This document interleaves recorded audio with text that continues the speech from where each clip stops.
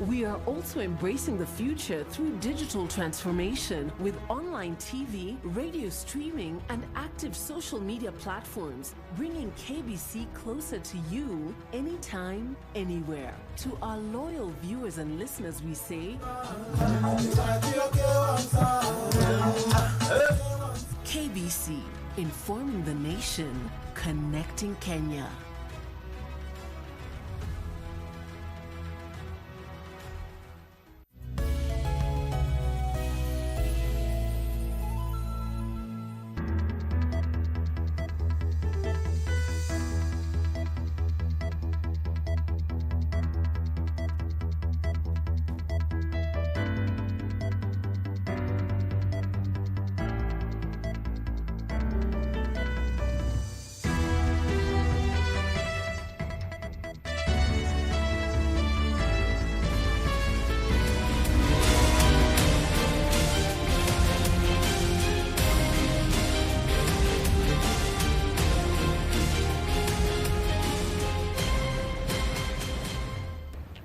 Good evening and welcome to Easy Friday, the perfect way to wind down the week. Tonight, we've got you covered with the stories that matter most, a clear look at the latest business developments shaping the global economy, and all the key highlights from the world of sports. Stay with us for informed insight, sharp analysis, and a relaxed end to your Friday. But first things first, here are the highlights.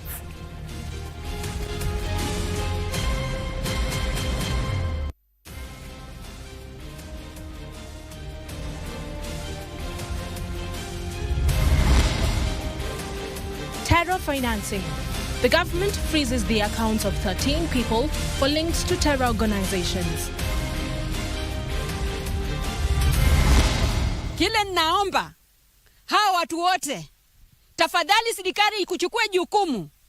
Wale ambao wamekufa na wale ambao wako hai, tafadhali serikali ya Kenya, kama mnasikia makilio yangu, kama mnasikia machozi yangu, na waomba mturudishie watoto wetu. Hata kama wamekufa, tuwazike. Buffalo soldiers, passions abound as more Kenyans turn up dead in Ukraine.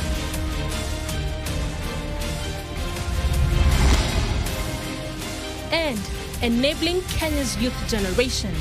Thousands more benefit from the National Youth Opportunities Towards Advancement program.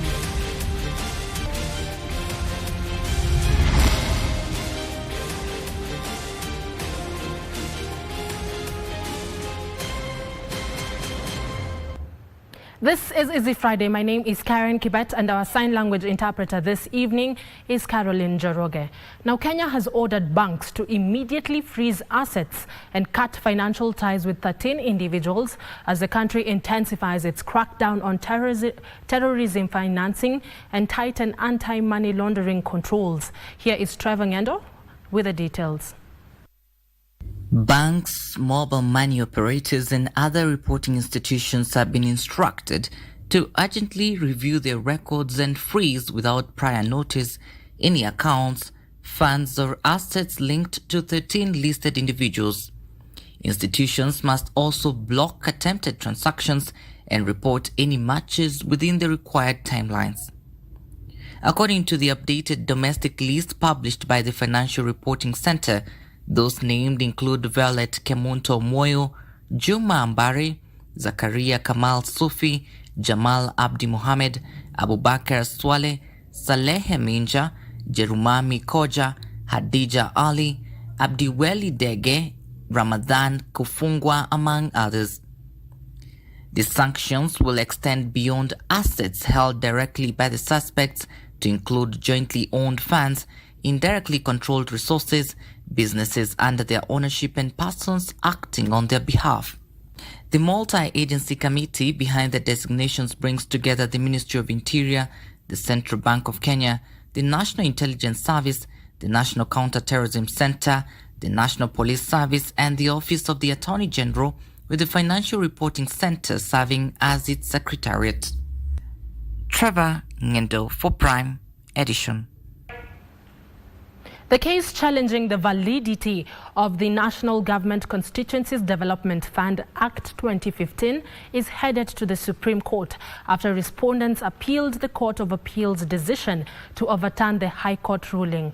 On Friday, the three-judge bench of the Appellate Court, led by its president Daniel Musinga, ruled that the trial court erred in both its constitutional analysis and the remedies it granted. Ruth Wamboy reports. The August House has been given the green light to continue oversight of the National Government Constituencies Development Fund, NG-CDF Act 2015, as provided under Article 95 of the Constitution. In a judgment delivered on Friday, the Court of Appeal judges Daniel Musinga, Judge Francis Tuyot and Agri Muchelule set aside the High Court's decision issued on September 20, 2024, invalidating the fund. The Court of Appeal judges faulted the trial court for failing to carefully check the impugned provisions against the constitutional text and principles and for not clearly demonstrating how the act violated the Constitution. The bench averred the members of Parliament no longer manage the fund or sit in the constituency committees and that their role is limited only to oversight. And on separation of powers, the judges ruled the High Court placed undue reliance on the Supreme Court decision that invalidated the 2013 CDF Act without sufficiently considering the changed governance structure under the 2015 law. The Appellate Court further held that even if a specific provision was found unconstitutional, that alone could not justify striking down the entire statute.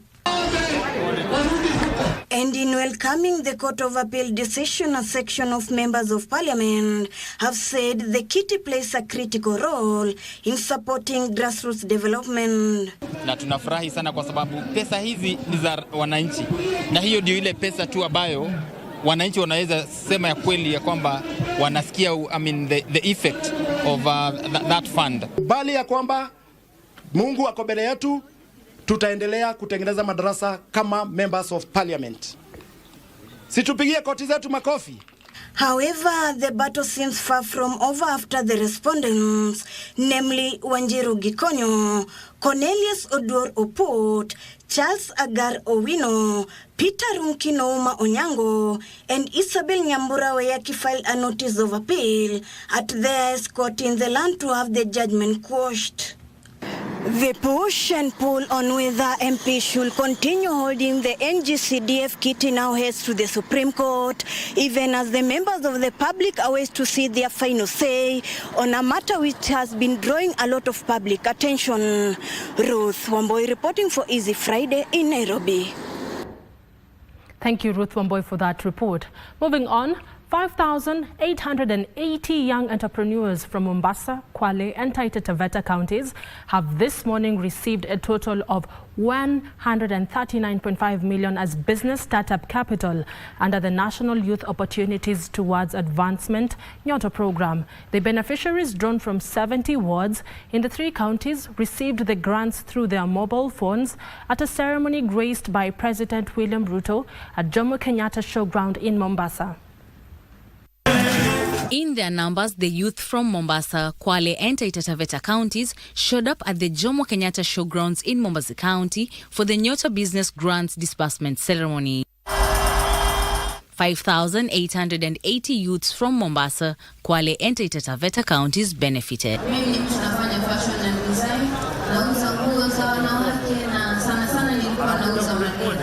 Lakini uchumi ulikuwa unaendelea biashara. Lakini nashukuru Mungu Nyoto pesa imeingia, naenda kuanza biashara yangu ya kuuza madera. Na niko na bike yangu used, nilinunua na sasa hivi nikienda hii pesa yote naeka kwa bike ili niweze kufanya delivery. Kwa hiyo sisi shukrani za dhati ni kwa serikali kwa kuweza kuwafikiria vijana hawa na kuwapatia miradi. President William Ruto once again affirmed his government's clear roadmap for the youth empowerment. Sentiments echoed by the Deputy President Kithure Kindiki, who enumerated other programs for the youth besides Nyota. Wengi walikuwa wanasema hii mpango ni scam. Viongozi wengi walisema kwamba hii haiwezekani. Leo imewezekana, haijawezekana. Simuko hapa leo, si ndio? So hiyo mpango yote ndio imetufikisha hapa. Kuna vijana watapata kazi kupitia program ya ujenzi wa manyumba, ujenzi wa masoko na ujenzi wa vyumba vya kulala vya wanafunzi ama hostels. Na kwa hivyo hiyo yote ni kazi kwa ground. Wale wanasema pesa ni chache. Tuna hustler fund ambao unaweza kuchukua mpaka 150,000 ukiwa hapo. Tuna women fund, tuna youth fund, tuna uwezo fund. Hizi ni pesa za serikali. Tuna Kenya Industrial Estate. Na ukiwa business yako imekuwa kubwa, tuna KDC, Kenya Development Corporation, ambao unaweza kukopa mamilioni. The president lauded Nyota for offering all youth an equal opportunity. It's not about what connection you have. It's not about patronage. It's not about connection. It's about you as a person and your ability to be able to do stuff for yourself. In a bid to boost the Nyota program, the governors present unanimously agreed to support and waive the fees for licenses of businesses opened by the Nyota beneficiaries. Tumekubaliana na magavana wote ya kwa wale ambao walopata mradi huu, tutachukua details zao kutoka kwa wizara. Mambo ya leseni yote, kutakuwa hakuna mambo ya leseni kwa biashara zenu. For Easy Friday from Bomet County, I am Ann Mburu. President William Ruto has hit back at the opposition for threatening to call for nationwide protests, saying they intend to incite the youth to destroy property and harm their country's economy. The president, who spoke in Mombasa County, warned that the politics of hate and division are a thing of the past and should not be tolerated. Giverson Minor reports. We're not going back to that era. President William Ruto told those calling for nationwide protests. Ati wanasema ati wanapanga maandamano. Ati wanataka vijana wa kufanya maandamano. Ati wanataka vijana wa kufanya fujo. The head of state accused the opposition of attempting to incite youth into chaos, challenging them to explain their agenda to the country. Ati agenda yao ni kuondoa William Ruto. That is the only agenda they have. Hawana agenda ya vijana. Addressing Mombasa residents, the first in command said when the election day comes, Kenya will be wise enough to choose a leader they can trust to work for them. Ati ile mpango kubwa wako naye nimewasikia kwa makini wanawaambia vijana, nyinyi enda mutafute kura, mkuje mutupigie kura. Mimi nataka niwaambie, hata kama hawa vijana watatafuta kura ya kupigia maslahi yao. Mamo wa UDA is to have a Kenya that is all inclusive. Msimamo wa ODM na msimamo wetu is that we need to have a Kenya that is all inclusive. On the UDA-ODM talks, he noted that the coming together of Kenya's two largest parties will not only boost their chances of re-election, but also solidify the country's unity. Tumesema tunaunganisha chama ya UDA na chama ya ODM, tutatembea pamoja, tuhakikishe ya kwamba tunawaleta Wakenya pamoja. Sasa tuko familia moja ya kisiasa. Mahali rais yako, mahali niko, tuko na Joho, tuko na Zamzam. President Ruto further warned that his administration will not tolerate politics of hate in the run-up to the general elections. Give us Mana, Easy Friday.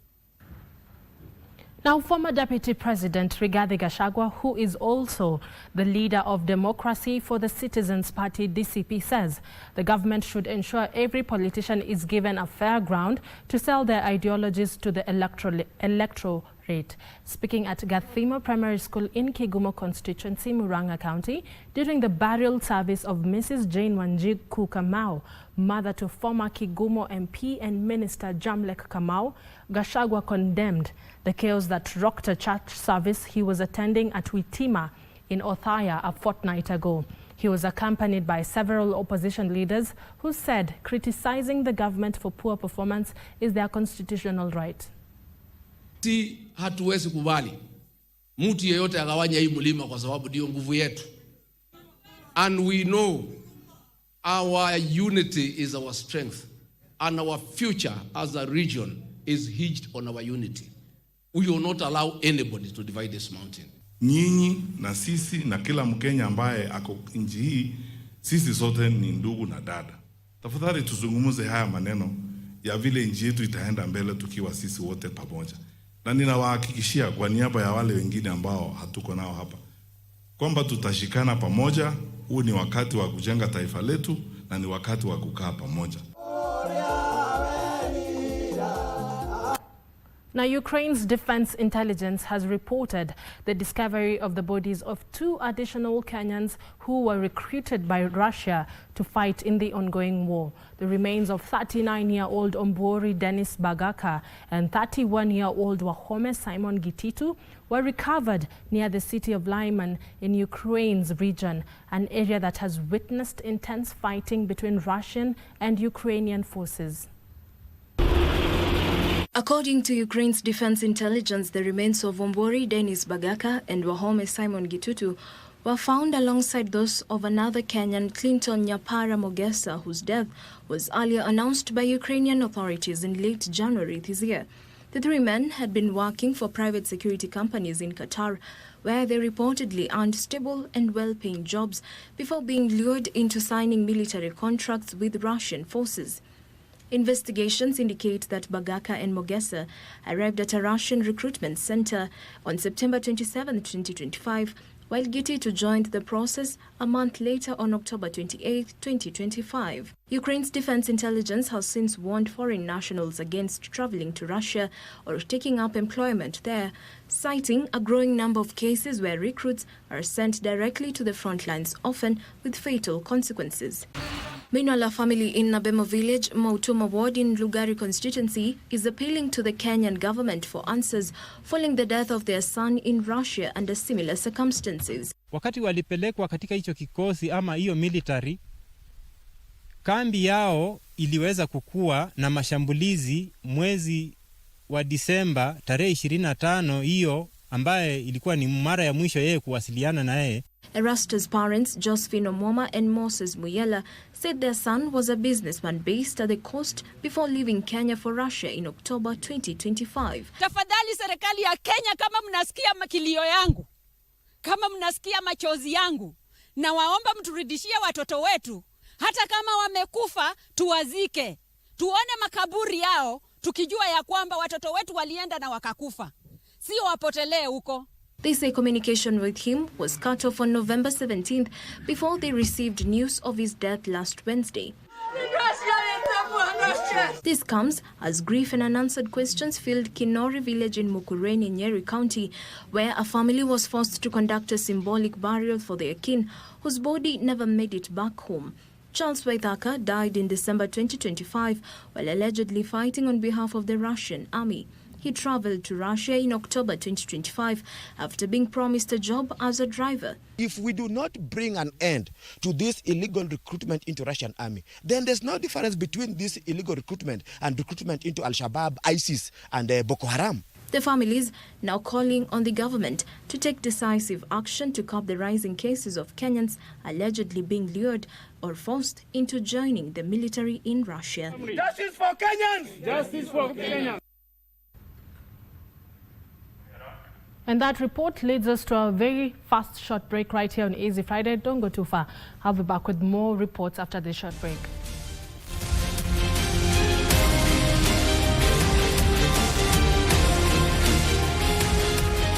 Tunza mazingira ya kutunze. Basi wiki hii kwenye Mkulima tunaangazia upanzi wa matunda. Hii passion ya mazingira nilitoa kwa kutembea.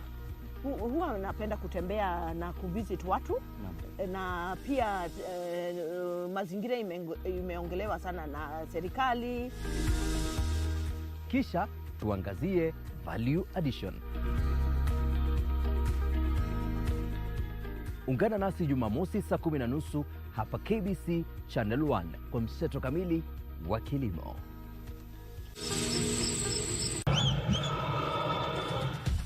Lovely effort first touch, first time, and what a way to open the scoring and score Nairobi United. This Sunday, the 8th February on KBC Channel 1, continental football take a center stage.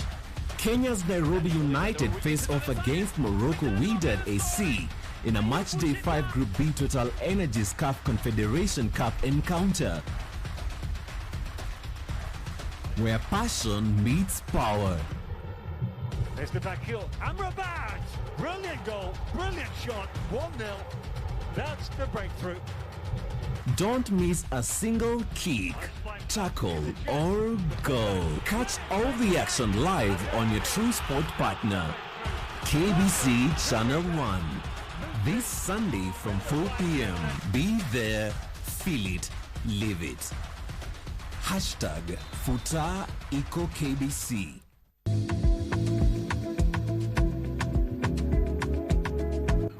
Yes, sir. It's your boy, J Majestic. And I'm Jambi, aka Scarlett. And all of a sudden, a ray of sunshine ikapita. So msichana mwako katikati. So na yeye akafika. Akakuja, akaanza kutusumbua. So when I saw him, I was like, hey, tall, dark, and handsome. Bana ile pregnancy kit. Ambia bro, angalia. My mom had met him a couple of events. Walikuwa ananiita aje? Al-Shabaab. Naenda kustua huyu gari 50. Mbuko utanistua. Unapata mwanaume anakuuliza wewe unakaa kwa nyumba kwani wewe ni dasta? Mimi leo kana bibi yangu.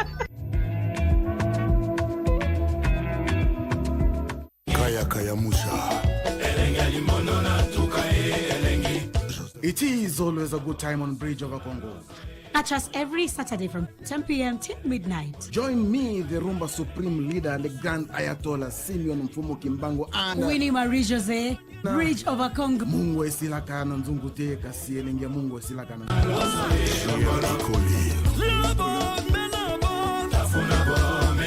Chumvi huyeyuka chunguni lakini ladha yake hubakia.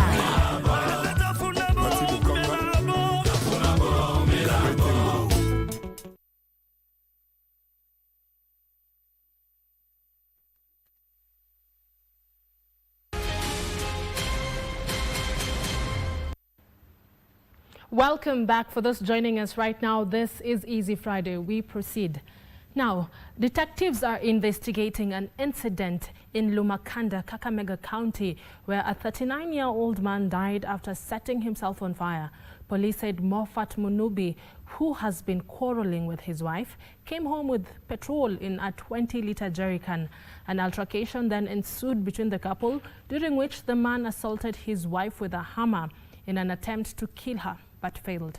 He then poured the petrol on his body before setting himself ablaze. This is what was left at this homestead following a brawl between a couple that saw 39-year-old Morford Manubi commit suicide.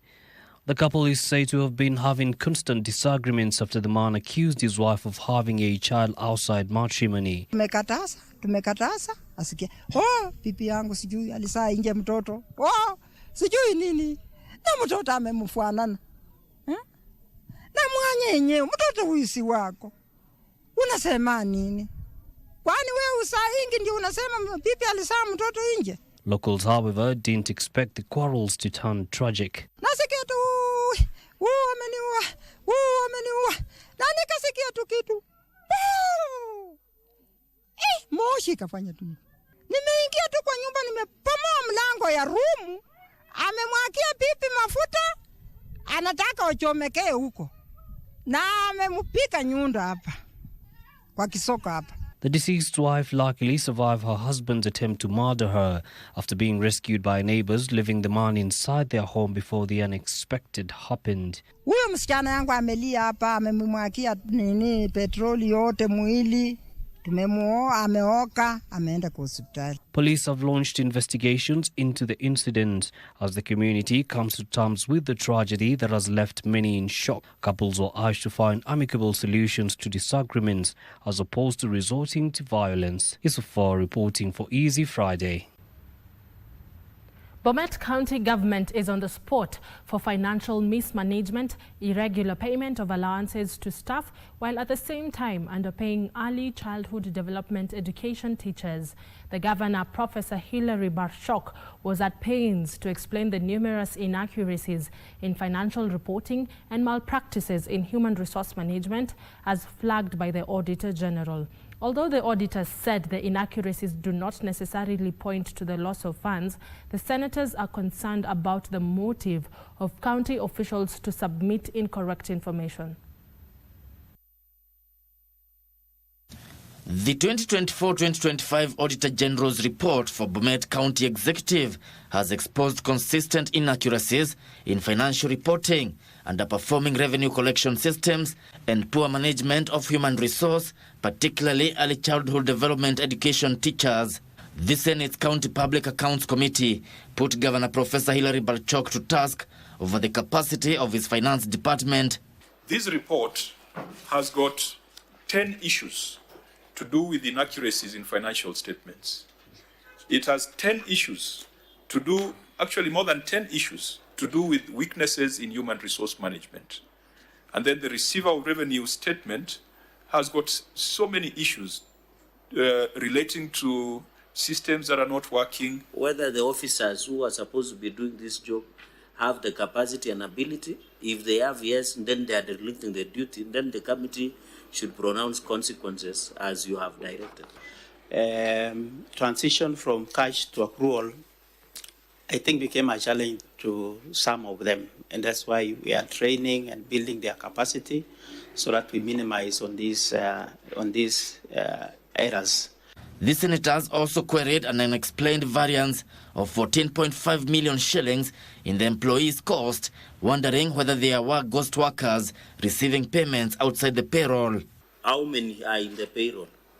The employees? And then explain that clarity, whether there are people who are paid outside the IPPD, maybe through impressed, or what is this variance is bringing about. Why wasn't this reconciliation done at that point in time? What is this new information that you received after the audit? Chair, we have noted inaccuracy, and this can only be corrected on this reconciliation in the next subsequent reporting. The query is a variance of 14 million Kenya shillings. But instead of dealing with that variance, they are going back to their figure and trying to justify it. I want to agree with Senator Wambua that we have not done very well in terms of our response, because we should have actually narrowed down to the 14 million variance. The county executive also came under fire of a regular payment of 48 million shillings in allowances and 119 million shillings spent on casual workers. The underpayment of early childhood development education teachers also irked the senators.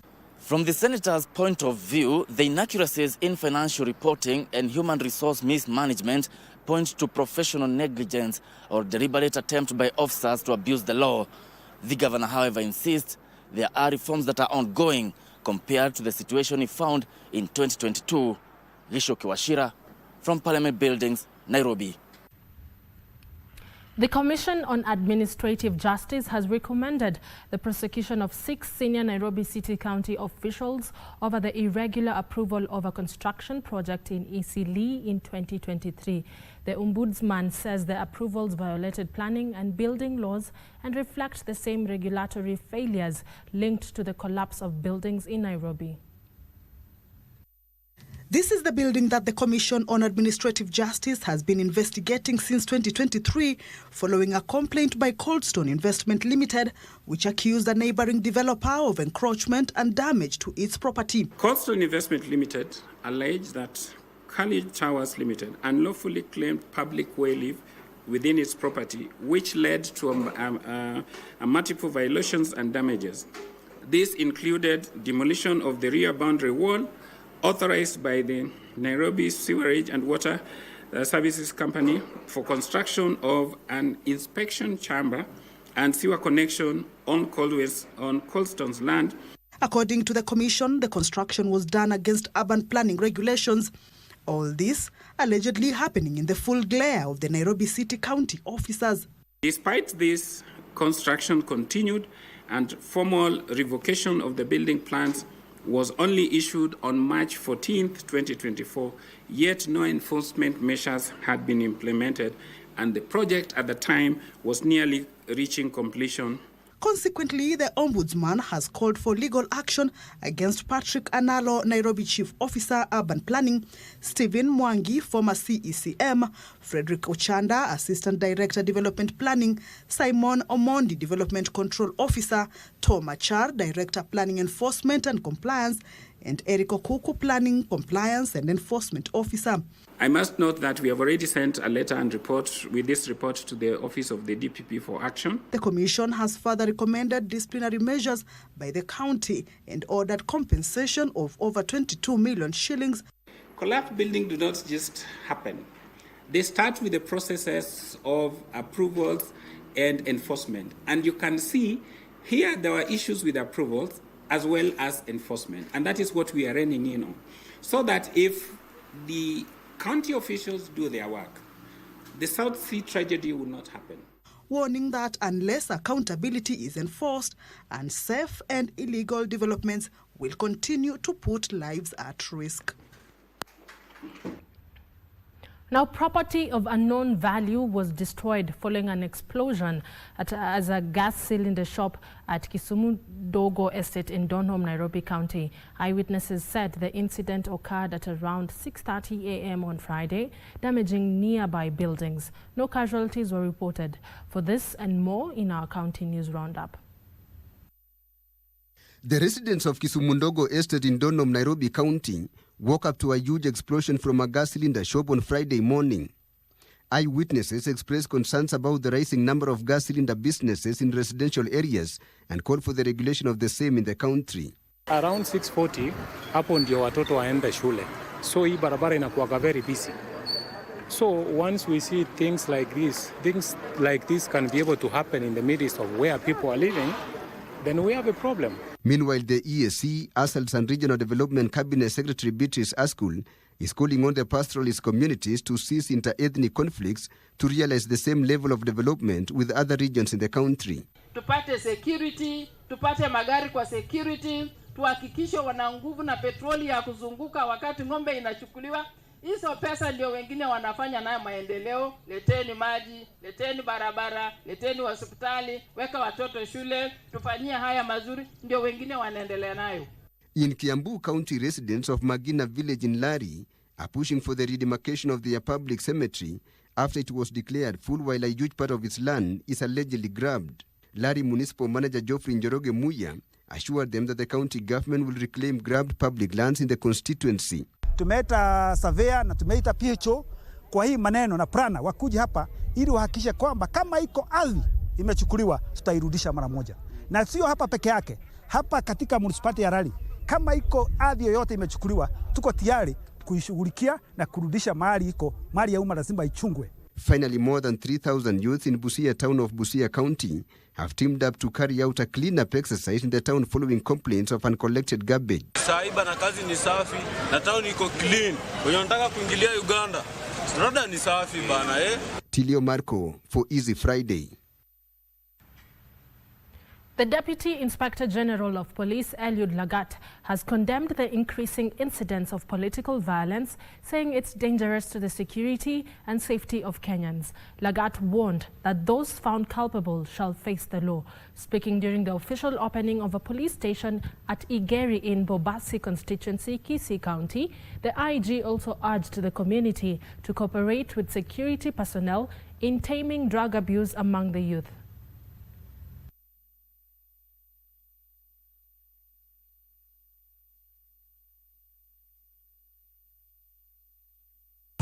We are all concerned about the issue of goons, young people being used by people in society. It could be politicians, it could be any other person in the society who decides to recruit to offer cheap money to young people to propagate and to advance criminal activities. I really want to warn all of them that is criminal by itself.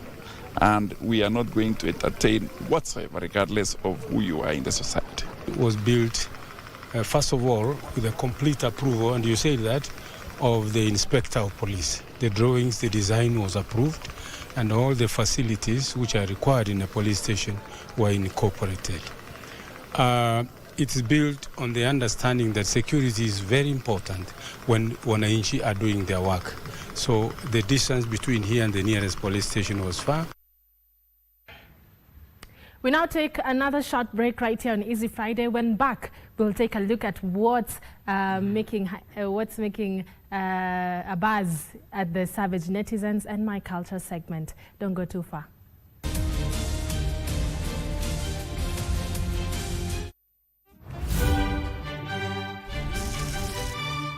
My name's Jung Gwonjong. I'm the boss of this entire hotel. My duties include heavy lifting, spreading happiness, and driving fancy cars. And I officially moved into the sunroom. You think you can cut my share of the rent? Say what? That day, she walked into my life. Hi. I met the woman of my dreams. I'll take you home. I got the Maserati. No, the women in the club will be like sisters to me. Respect is most important in a relationship. If a man doesn't respect a woman, then he's no man. You had all the brilliant moments, or what we call miracles. Welcome.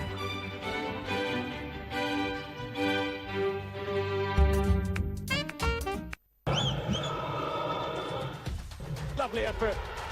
First touch, first time, and what a way to open the scoring and score Nairobi United. This Sunday, the 8th February on KBC Channel 1, Continental Football take a center stage. Kenya's Nairobi United face off against Morocco Wydad AC in a matchday 5 Group B Total Energies CAF Confederation Cup encounter, where passion meets power. There's the back heel. Amrabat! Brilliant goal, brilliant shot, 1-0. That's the breakthrough. Don't miss a single kick, tackle, or goal. Catch all the action live on your True Sport partner, KBC Channel 1. This Sunday from 4 p.m. Be there, feel it, live it. Hashtag Futa Iko KBC. Komaroka!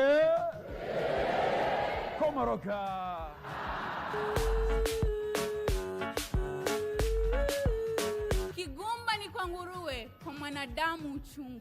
Wazazi wamechangia pakubwa katika kuzorota kwa maadili ya vijana wao. Wazazi wengi siku hizi wameachia watoto wao vijakazi ambavyo hawajui wanafanya nini, wanafunzwa nini, wanakula nini. Ni mujibu wa kila mtoto kuchagua njia mwafaka. Katika neno kaskazini, maana ya shada ni nini? Maana ya shada ni utiliaji wa mkazo katika neno. Shada ni mkazo wa maneno katika matamshi. Nahodha ameendesha merikebu vizuri. Ukanisho wake utakuwa nahodha hajaendesha merikebu vizuri.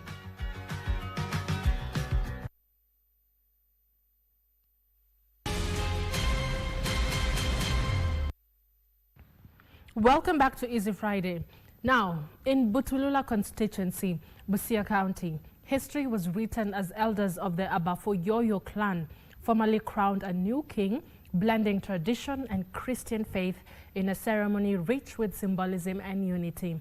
Godi Mareba now assumes leadership of the Abafoyoyo clan of the Marachi community within the larger Luya nation, a moment that cultural leaders describe as both historic and unifying. Tonight on My Culture, we bring you highlights from the colorful coronation ceremony held at Hunyangu Primary School.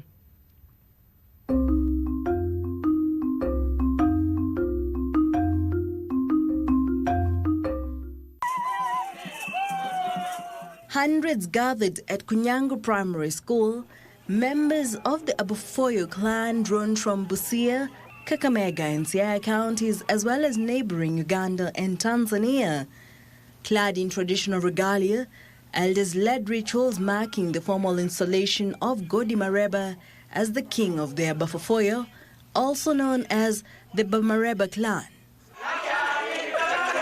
In a unique integration of faith and heritage, Christian prayers were offered alongside traditional rites, symbolizing harmony between spirituality and culture. Ni siku kubwa, siku kuu ya Wamaraji na East Africa mzima. Huyu king wetu tumeweka ni king ambaye ni wa East Africa, wa Mareba, na atalinda jamii wote wale ambaye wako ndani ya Maraji. Historically, the Abafofoyo trace their roots to Uganda. Oral traditions indicate that the clan's founder migrated through Lake Victoria into present-day Kenya. Today, clan leaders say their ancestral connections extend beyond East Africa, linking to communities in Congo, Zimbabwe, Brazil, Uganda, Tanzania, and Kenya. The coronation marks not only leadership succession, but recognition of shared heritage across borders. Sisi tumeanza kujua mkosa mila ni mtumwa. Ndipo tumerudi kwa laini kujua kimila yetu na utamaduni yetu inaweza kutujenga. As king, Mareba assumes responsibility for promoting unity among the Abafofoyo and strengthening ties with other clans of the Marachi community, both within Busia County and across regions where the clan resides. The event also drew political and cultural leaders who underscored the importance of institutional support for cultural preservation. Baba wa Mareva alitoka Uganda, akacross akaja Bunyala, akakaa hapo kwa muda, alafu ndio akaanza kukuja huko na ndugu yake Hayo sasa ndio kwa Buhayo. So Hayo akaenda huko, Mareva akabaki hapa, alafu kutoka hapo vitu vikaenda chini. So sasa tunataka kurevive watu wetu wajue history vile ilikuwa. Former Defense Cabinet Secretary Eugene Wamalwa emphasized the need for county and national governments to develop policies supporting cultural institutions as drivers of community prosperity and cohesion. Wabunge wetu hapa to bring legislation in the National Assembly, the way the Ugandan Parliament has done, to cater for cultural leaders. Sababu hawa viongozi wanachangia pakubwa umoja. National cohesion inaanza na ile umoja wa county. These are the building blocks of national unity. Na viongozi kama hawa watatusaidia sana kuleta jamii pamoja. Cultural leaders from the Iteso and Bahulo communities of Samia also attended the ceremony, calling for deliberate efforts to safeguard Kenya's diverse traditions. Busia County imetajwa katika kuwa mstari wa mbele mambo ya gender violence, na tamaduni zetu zitatusaidia kutatua mambo madogo madogo kama haya. Kwa hivyo tunataka kuhimiza yale ambao governor amenena hapa, waunge mkono serikali za tamaduni. Ni Mareba, congratulations, wewe umepewa ngao ambayo unatakana ukae kidete na uonyeshe watu ya Mareba kule tunaelekea. Manake umoja ni nguvu, ili tuweze kujua nguvu zetu zinatupeleka wapi siku za usoni. Jackie Wambiru, My Culture.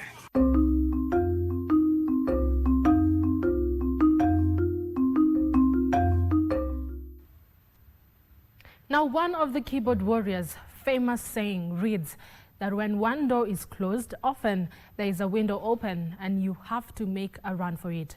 This week, the Central Bank of Kenya supposedly banned the use of currency notes to create gift bouquets due to mishandling of the notes.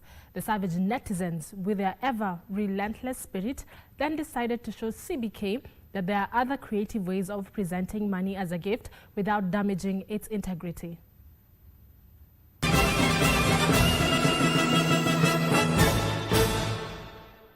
Now, CBK issuing the warning of a mishandling of the notes when making the money bouquets has had the savage netizens typing and deleting.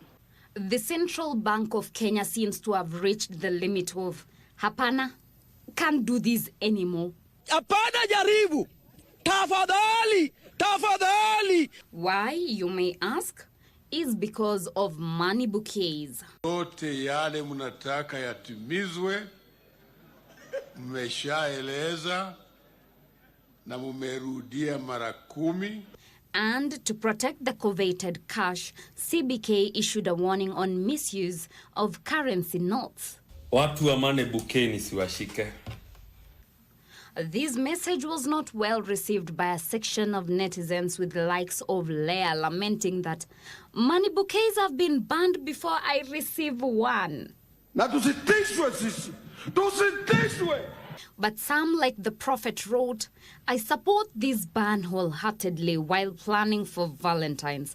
I won't break the law for anyone, no matter how much I love them. Shut up, you. Shut up. But did CBK actually ban cash gifts? In statement, a part reads, while CBK does not object to the use of cash as a gift, such use should not involve any action that alters, damages, or defaces banknotes. Na nitajaribu sana kujirestrain. I will try kujirestrain. Sir Adams, puzzled, asked, mbona wana insist na hii kitu? Is money the only form of love? My lord, I wonder. Wayne on his part observed, nia ni kutumaliza na kutuangamiza. What are you saying? What is he saying? And in line with CBK's advisory on adoption of alternative non-damaging methods when presenting monetary gifts, money bouquet enthusiasts flocked social media showcasing their inventiveness. Just shut up when an intelligent man is talking. Shut up when an intelligent man is talking. Wicked Confused asked, I thought walisema money should not be used for decorative purposes too. Ama hapa sio decorated. There is no reason why you have become suddenly very clever.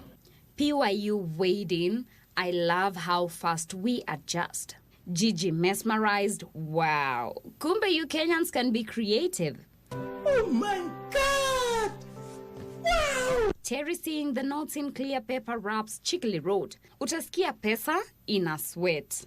Na musiwe watu ambao mtasikia porojo. Well, how about we enjoy this week's banger to cool off the money bouquet hits? Nikafika kwake napatanisha mea pembe, akaanza na masharti ati nitoe shati, hapo rada safi nkakula kamlafi, kidogo tunabishiwa bana kwani ni nani, na gutuka ni budaka na yuko kamrazi. Na ni matoa, alafu ni makoa, na ni matoa, alafu ni makoa, na ni matoa, alafu ni makoa, kusuko kuseso, alafu tukutokwa.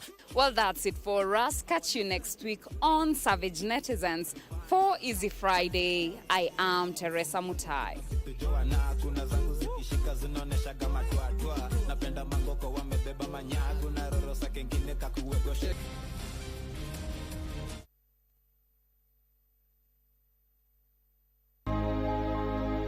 On this week's episode, we explore different journeys of living life with purpose and intention.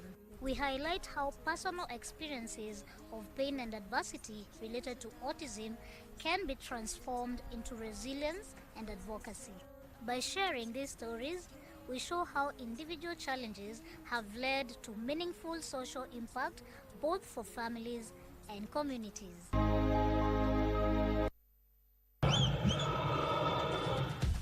Lovely effort.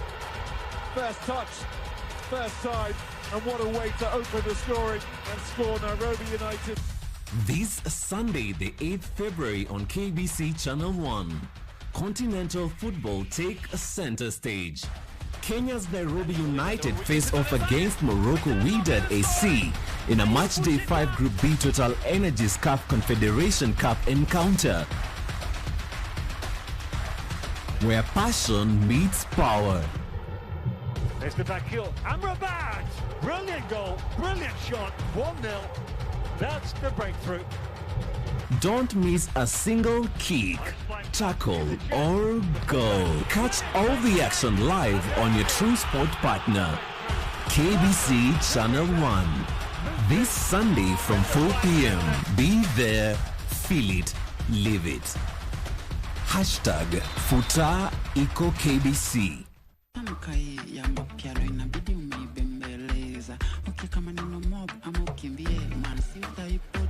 Why do we attract the wrong people? So why are we attracted to people who hurt us? You've grown up in a very maybe abusive environment, and now you're looking for familiarity.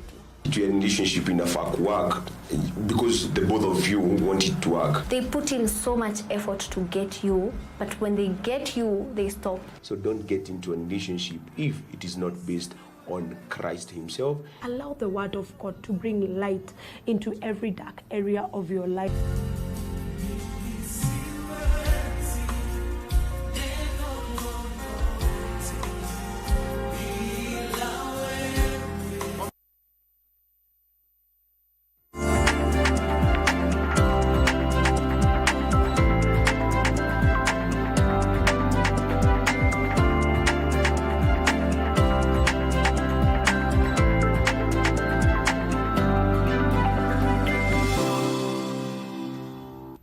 Welcome back. It's now time for business news. Now, you are likely to access part of your pension savings at the National Social Security Fund before attaining the retirement age if a proposal by the pension fund is adopted. National Social Security Fund Managing Trustee David Koros says the proposal is part of reforms to make the pension scheme attractive, especially to the youth and those in the informal sector. Currently, you can only access your pension savings at the National Social Security Fund app on retirement. However, plans are at an advanced stage to allow access of the kitty partially before the mandatory retirement age for those in need of the money. The National Social Security Fund believes that this will make the pension scheme attractive to workers, especially those in the Juakali sector. You wait until you get to 60, you come for your benefits. But then you have lost your job when you have 40 years. Will you get to 60?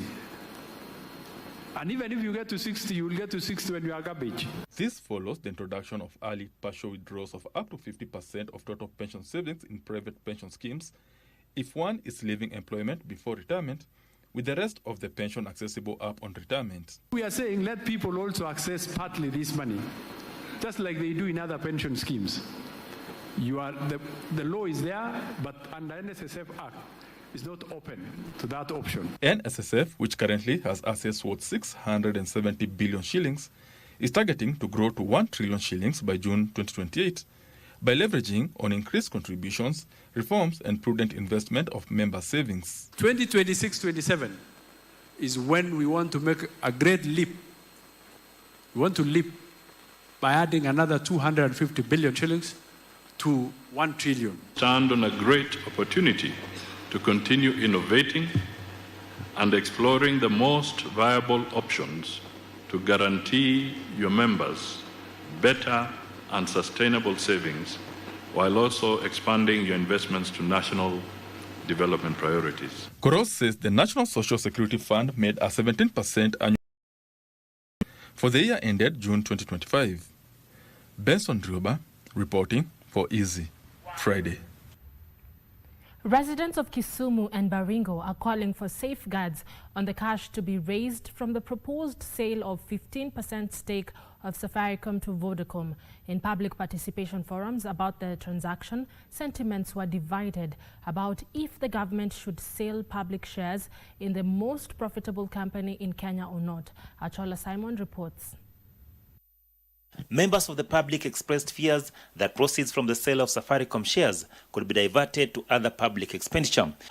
Tumenunua hizi shares na kila kaunti inaenda kupata pesa fulani ili turudhike. Kwa maana tukiwacha tu hivi, corruption iko juu na hizi pesa hatuwezi kuziona. The entire country accept. Let it be used immediately. Then number 2, we should have the share distribution within the 47 counties. In a passage, then you realize that it goes to certain favorable areas. I hope you're getting my point. Nimekubali tutaiuza, lakini tafadhali kiende kweli, hatuna barabara katika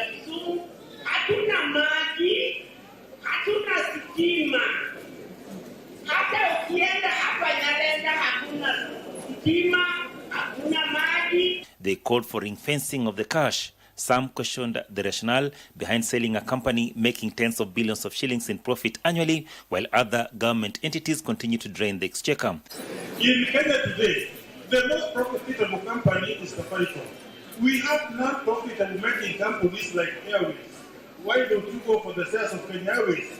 Why sell the sales for Safaricom? I rest my case. Will this really settle the debts that we are having? And I can see in Kenya we've been selling some companies like Moroni Company, Kenya Power and Lighting. Tulipata shares pia kutoka huko. But hakuna majibu yenye tulipata. Hii na hii iliuzwa but imesettle these debts. They called on politicians to desist from politicizing the divestiture process. Achala Simon, Prime Edition, Kisumu County. A data center under construction at Tatu City is expected to strengthen Kenya's position as a regional digital hub, supporting emerging technologies such as cloud computing and artificial intelligence. Airtel Kenya Managing Director Ashish Malhotra says the project, due for completion early next year, is designed to meet the growing demand for data storage and processing capacity driven by rapid digitalization. Airtel Kenya is constructing a 44-megawatt data center in Tatu City in Kiambu County to serve the Eastern African region. It's about creating that biggest data center in East Africa and paving the way for digital growth in the future. The facility, once complete in the first quarter of next year, will facilitate the launch of new digital services from Nairobi and position Kenya as a digital hub. The data center will allow institutions and startups to host their data locally, eliminating the need for costly investments in private infrastructure. You don't have to build your own data center in your office. Okay, you want cloud storage.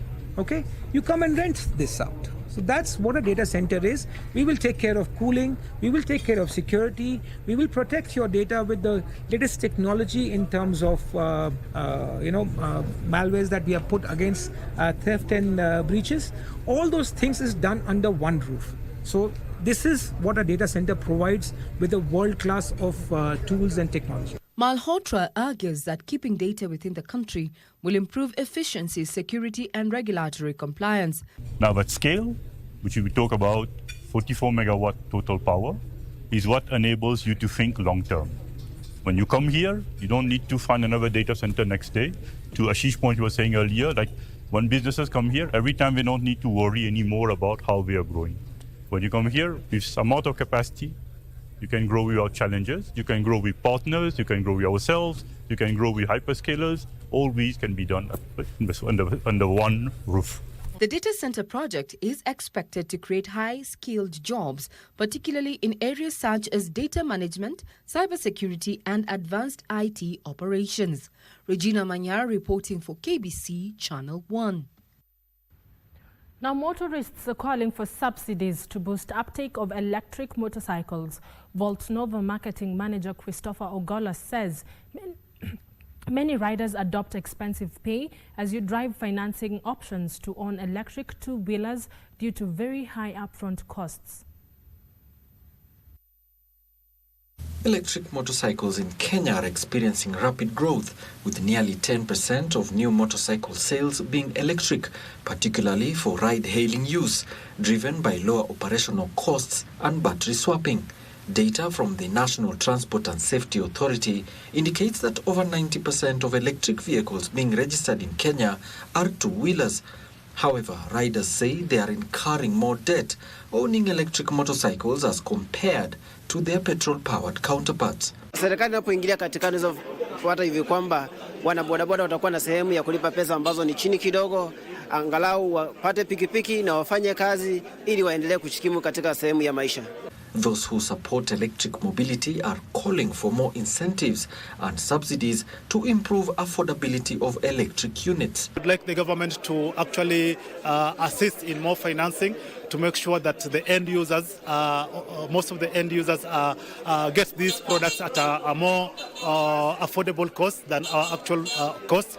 Other than high upfront costs, the shift to electric mobility options has been slowed by a low network of battery charging and swapping stations. We need swap stations zikuwe kila pahali kama petrol station ndio watu wetu wasisumbukane, na watengeneze hizo swapping station zikuwe hata zingine to own kama sisi ni wale wenye wanatumia. Of the thousands of EVs in the country, most of them are made up of two-wheelers like this one, where you see it is being embraced as a mode of transport in busy cities like Nairobi and elsewhere.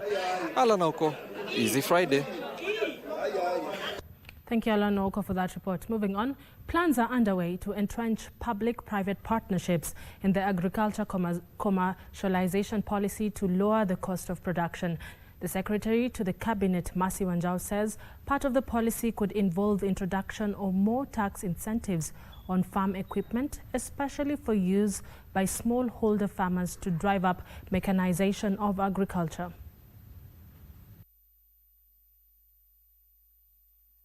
As we move forward, and knowing that Kenya is largely smallholders coming together, we then have to lean into partners like Inchcape with New Holland, so that together, as we begin to boost and create awareness for this kind of mechanization, farmers are able to enjoy the benefits of this. The private-public partnerships are very important. The support for us, mostly farmers, is really to find ways of financing mechanization.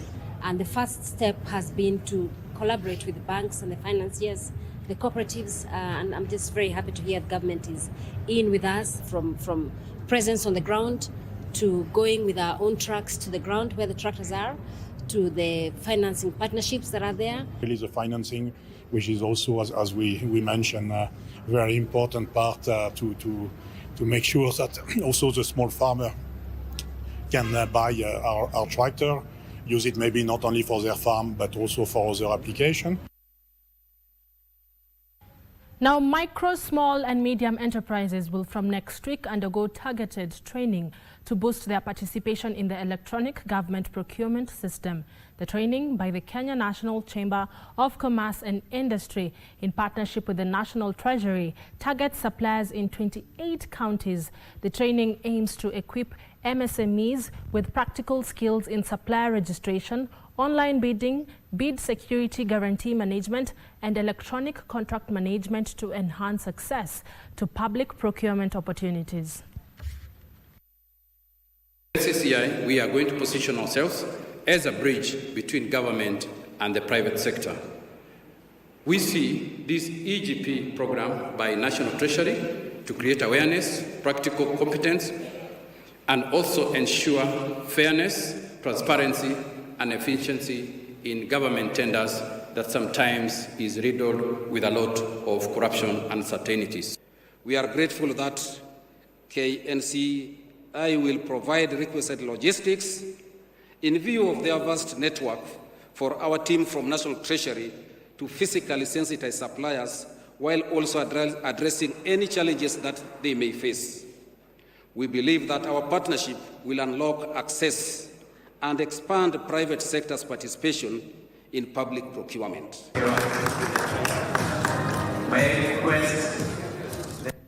And now finally, in business, remote communities in Tana River County have been connected to the national grid, empowering them to engage in economic activities as well as live better lives. Our reporter Alan Oko interacted with residents of Dibe and Gubani villages in Carren constituency and filed this report.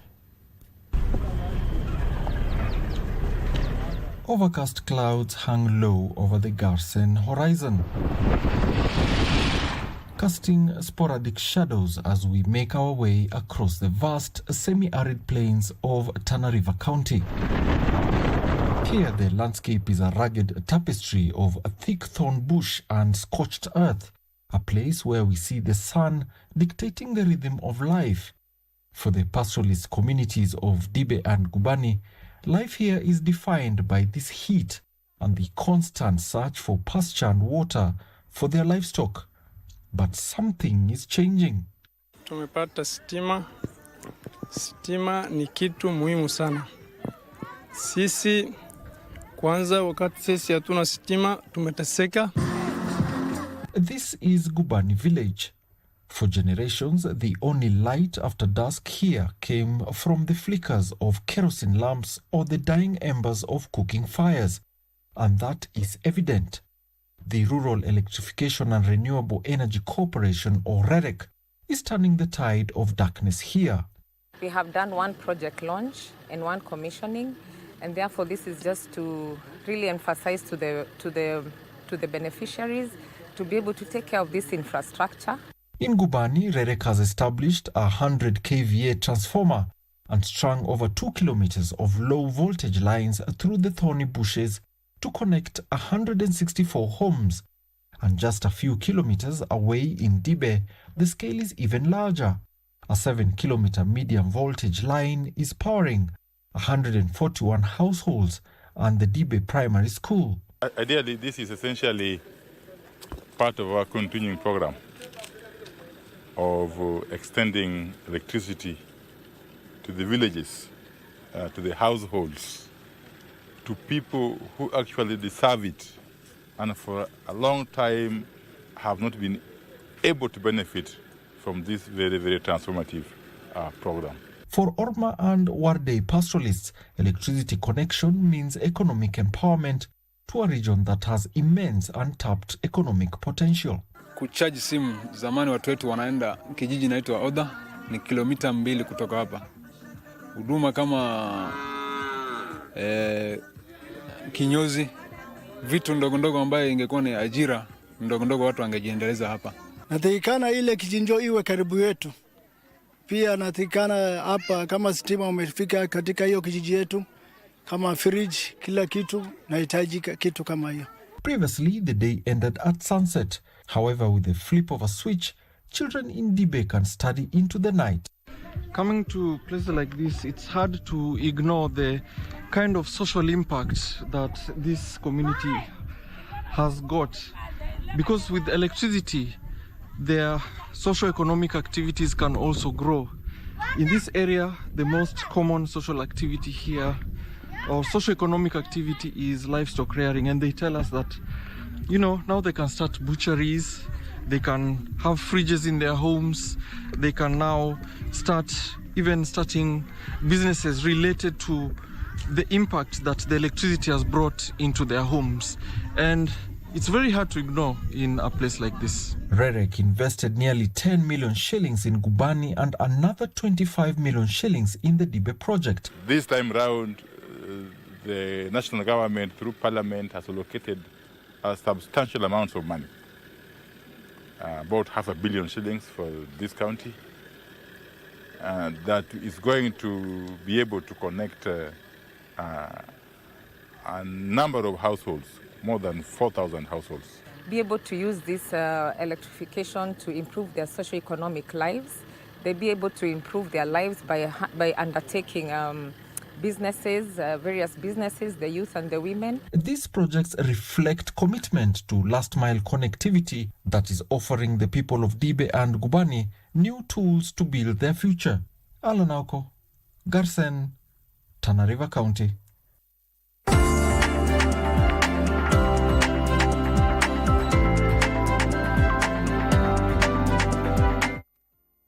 Sahi, ukidao star 419 hash option 4 ama uingie kwa tushinde.com, hakuna probox.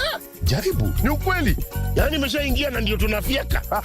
Ya inaona iko ndani. Wanaongelea nini hao? Ni shamba. Na sio moja, sio mbili, shamba 3 hapa Juja. Very nice. Na ni area moja development na growth iko promising sana. Stima iko ndani. Hiyo, maji inapatikana. Wow. Security iko sawa na all basic amenities zinapatikana. Shamba ni 3 na kuingia kwa draw ili kujishindia moja kati ya shamba hizi 3 ni 35 bob pekee. Na mtu akitaka zote 3, iko special ticket ya kuweza kujishindia shamba zote 3 kwa tikiti moja ya 99 bob pekee. Hata hiyo, na barabara ni nywe mpaka kwa ploti yako na kila ploti is worth 1.5 million Kenyan shillings.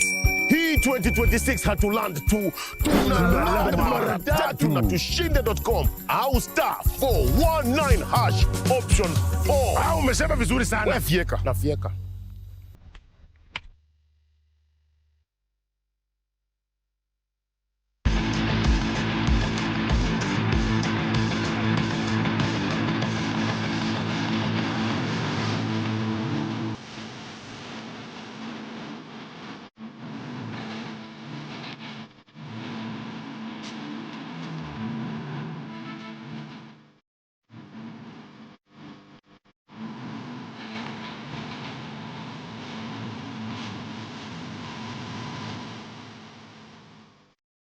Welcome back. Let's now take a look at all the sports stories making headlines tonight. Now the ground is set for the FIFA Under-20 Women's World Cup third round qualifier between Kenya and Tanzania at the Ulinzi Sports Complex tomorrow, with Kenya's rising starlets all out to ensure they come out victorious on home soil to stay on track in their campaign. Rising starlets have finalized their training today under the guidance of head coach Jacqueline Juma, who believes they have what it takes to win the match. Her charges are a blend of the junior starlets team that made history to qualify for the FIFA Under-17 World Cup, as well as the team that eliminated Ethiopia 5-1 on aggregate in the second round. And now they are all determined to silence Tanzania, who walloped Angola 7-0 on aggregate. 25,000 athletes are set to feature in the inaugural Open Masters Games, which is set to commence tomorrow in Abu Dhabi, United Arab Emirates. The games, which are geared towards integrating culture and community through supporting healthier lifestyles and reducing non-communicable diseases, will be held across Abu Dhabi, Al Ain and Al Dhafra. The games, which are geared towards integrating culture and community through supporting healthier lifestyles and reducing non-communicable diseases, will be held across Abu Dhabi, Al Ain and Al Dhafra. This is very important for human life, to change their lives through sport, unite through sport, and keep active for their life. This is the motto of these games. I would like to say through my experience what is most important for all of us: to be fit, to be healthy. And this is exactly what sport is given. And if we look around here, how huge interest of people to join, to participate. In these games will be over 25,000 participants.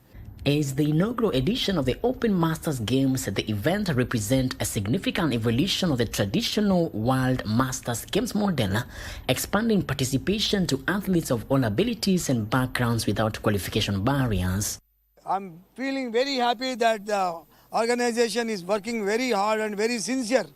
I like very much the people are serving and the roads and everything is very good, sir. The inaugural Open Masters Games Abu Dhabi brings together participants from different parts of the world as the ultimate celebration of inclusivity, community and healthy lifestyle. Reporting for Easy Friday from Zayed Sports City in Abu Dhabi, United Arab Emirates, my name is Frederick Mwoki. Thank you, Moki, for that report. Moving on, the Kenya's para-athletics team are departing tonight for the opening leg of the 2026 World Para-Athletics Grand Prix in Dubai, where they're expected to make a strong impression and surpass the 16 medals they won in the 2025 leg. The team heads to Dubai with a strong and diverse squad featuring sprinters, middle and long distance runners, field athletes and wheelchair racers across various classifications. Stency Obonyo will defend her title in the 200 meters T47 race and go for the gold this time around in the 100 meters T47 after settling for silver last year. Leading the charge in the field events is Rajab Chetty, who will compete in the men's shot put F11, while Nathan Kemboi and Robert Kiprotich are set for the men's javelin F46.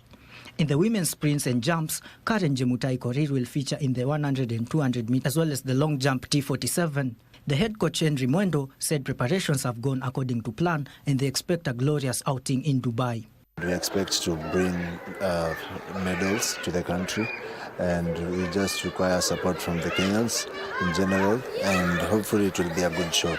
The athletes said they are focused on delivering the much-needed results and returning home with the coveted medals. Kenyans expect success. Our athletes have been training smart. They are aware of what is expected of them, and they are ready to raise our flag high. Kenya finished third in the 2025 edition with 9 golds, a silver and 6 bronze medals.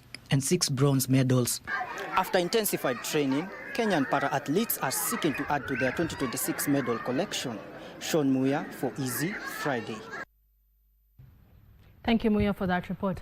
Now, the World Cross Country Senior Women's Race Champion Agnes Ngetich is among the nominees for the World Athlete of the Month Award for January following a glorious outing in Tallahassee, where she delivered a masterclass performance to secure the 10th title for Kenya. Ngetich, who is the world record holder for the 10-kilometer senior race in 31 minutes, 28 seconds to win her first global title ahead of Uganda's Joy Cheptoyek and Sanayet Getachew of Ethiopia. Her winning margin of 42 seconds was the second biggest winning margin in any race in the World Cross Country Championship. Others who have been nominated for the World Athletics Monthly Award include American 800-meter world short track record holder Josh Hoy, Hobbs Kessler, who set a world short track record of 2,000 meters, Sam Ruth, who ran an outright world under-18 best for the indoor mile, and Jacob Kiplimo of Uganda, who won his third consecutive World Cross Country Championship title in the senior men's race.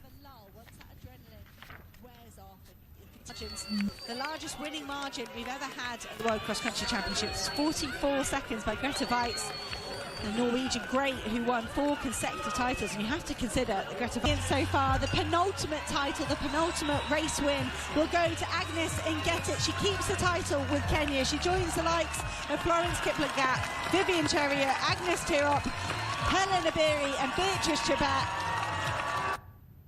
And finally, in sports, Ademola Lookman made a promising debut last night with his new club Atletico Madrid by scoring a goal and registering an assist as they embarrassed hosts Real Betis by beating them 5-0 in the Copa del Rey quarter-finals.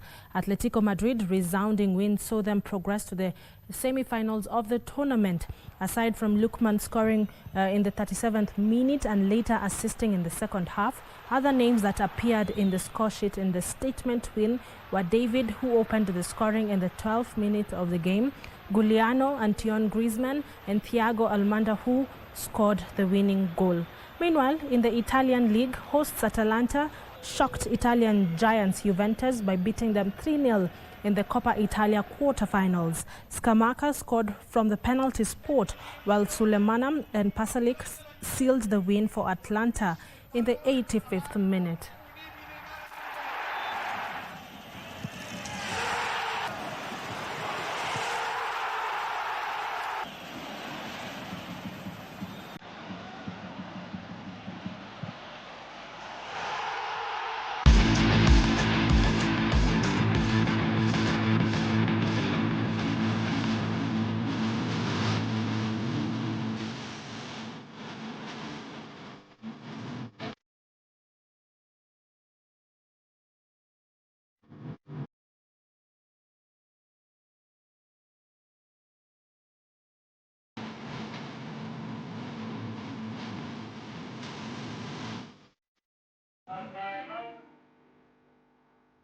And it's a wrap right here on Easy Friday. Thank you so much for staying with us since 9 p.m.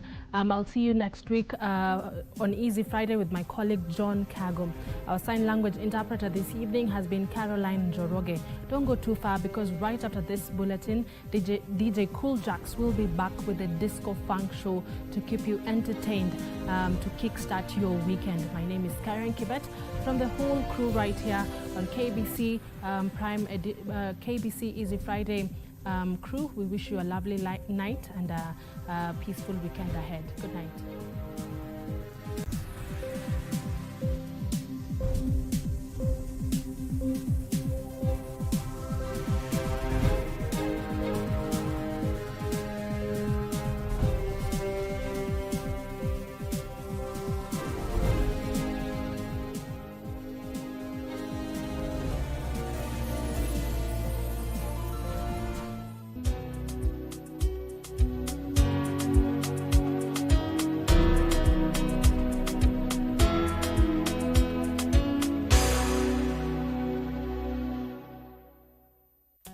Saa hii ukidial star 419 hash option 4 ama uingie kwa tushinde.com, hakuna probox. Jaribu, ni ukweli. Yaani nimeshaingia na ndio tunafyeka. Ya inaona iko ndani. Wanaongelea nini hao? Ni shamba. Na sio moja, sio mbili, shamba 3 hapa Juja. Very nice. Na ni area moja development na growth iko promising sana. Stima iko ndani. Hiyo. Maji inapatikana. Wow. Security iko sawa na all basic amenities zinapatikana. Shamba ni 3 na kuingia kwa draw ili kujishindia moja kati ya shamba hizi 3 ni 35 bob pekee. Na mtu akitaka zote 3 iko special ticket ya kuweza